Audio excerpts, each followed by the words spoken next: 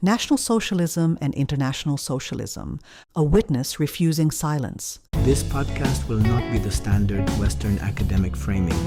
We're not approaching the information as historians in an ivory tower. We are approaching it as those raised among people who carried these systems on their backs and skin. Further, we are not speaking as academic theorists. We are speaking as those whose families lived through these systems and carried their consequences for generations. Let's unpack a long hidden secret about Nazis and socialism. We have noticed that the word Nazi is being used by various, especially left-wing groups and individuals when they refer to a conservative or non-agreeable with them opinion makers or politicians. These left-leaning or leftist individuals and organizations appear to have Marxist socialist foundations, and in our opinion, they do. But how accurate these labels are, you would be surprised. Let's look at socialism and see it as a big tree. This tree has several branches, some big and many smaller. The big ones are International Socialism and National Socialism. Smaller ones are, and not limited to, Democratic Socialism, Social Democrats, Socialist Revolutionaries, Anarcho-Socialists, etc. These socialist movements were and are practiced via various socialist parties. These usually have in their name a word democratic or socialism or workers, together with other names to distinguish them from one another. So on which side of the political spectrum sits that big tree of socialism? Well, it is all left-wing. On the left, some of it is radical, extreme left, some more moderate. All socialist movements have one thing in common: the roots. Their roots are in Marxist theory. That is their inspiration. So the roots feeding the socialist tree is Marxism. Another socialist feature is that all the party programs sound wonderful, promising basically carefree life, full employment, no billionaires, and in some cases no private industry nor property ownership.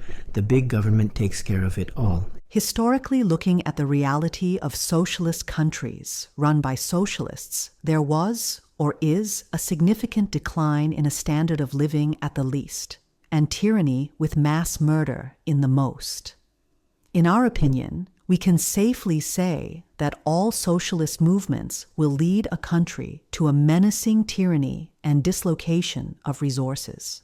National Socialism, also known as Nazism, has a lot of similarities with the International Socialism as practiced by the Soviet Russia, Soviet Union, Eastern Bloc countries, Cuba, North Korea, Venezuela, and Mao's China.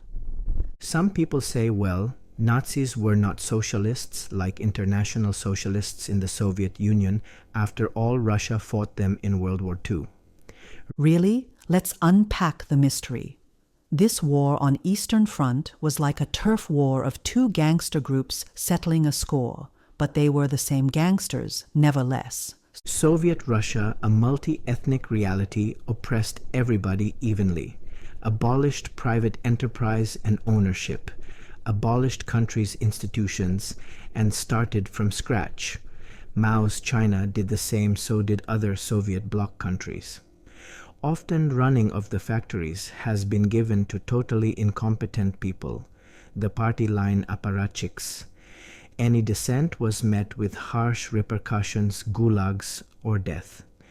National Socialism retained countries' institutions, private enterprise was temporarily permitted, and large corporations had to support the party line. Otherwise, those in charge would be prosecuted and end up in a concentration camp, which were basically the same as gulags in the USSR. Any dissent was met with harsh repercussions. Often people on the left say that Nazis were supported by private enterprise, mostly corporations. Again, they did not support Nazis voluntarily. They had to do it to avoid closures or gulags. And nowadays, corporations are often biggest supporters of socialist causes in the USA and the West. So there is no difference to the past. it is actually worse. Often people say that Nazi party line was based on racial component and racism, elimination of certain racial and/or ethnic groups. That is true, but well, International Socialism overtly championed all races and ethnicities while covertly eliminating whole ethnic or racial groups within such entities as Soviet Union, where hundreds of thousands of Jews, millions of Poles, millions of Ukrainians and others were murdered just because it was a policy at the moment.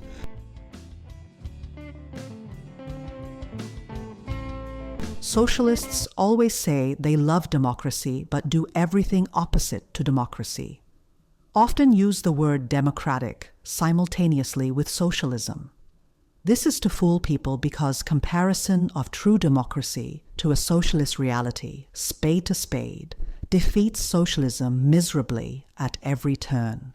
Nazism, National Socialism, has nothing to do with fascism. Some aims may be similar at oppressing people, and delayed nationalization of industries may seem that way, but it is not.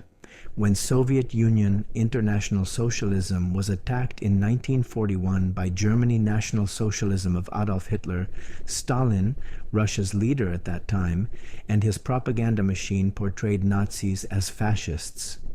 This was a typical description of Nazis in the Eastern Bloc countries throughout their rule for more than 40 years.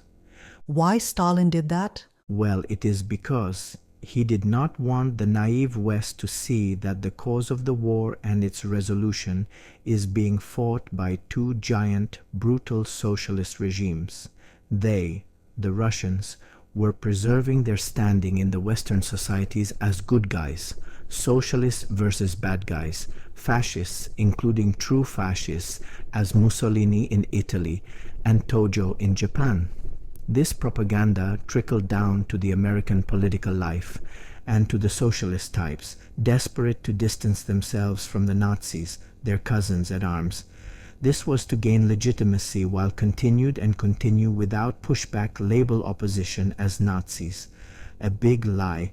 In our opinion, in reality, all socialist leftists movements have a common aim for the future, an eventually end game plan as Nazis, National Socialists, or International Socialists, to dominate the society and rule without exception nor question, rule the world.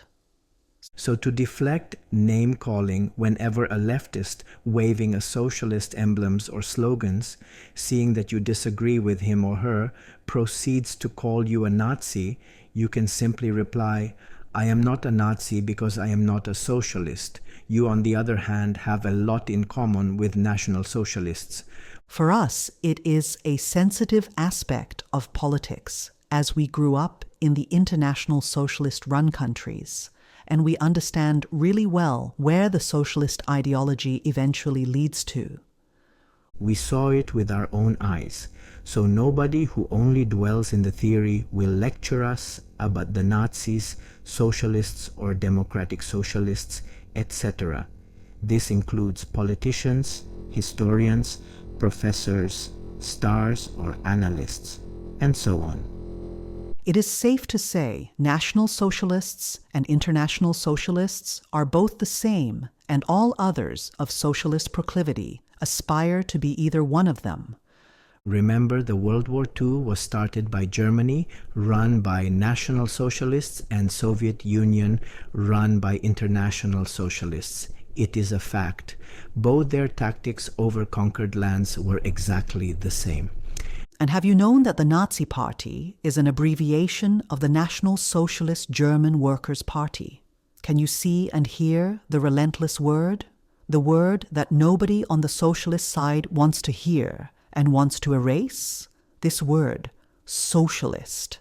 It is there and points to a horrific reality of this movement.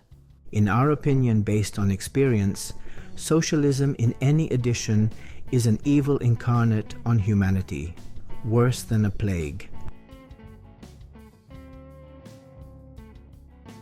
We should ask ourselves a few questions.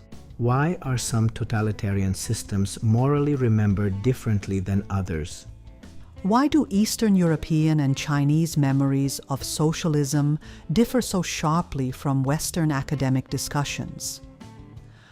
Why did so many people who fought Nazis later become enemies of communist states? What happens when political theory meets human reality?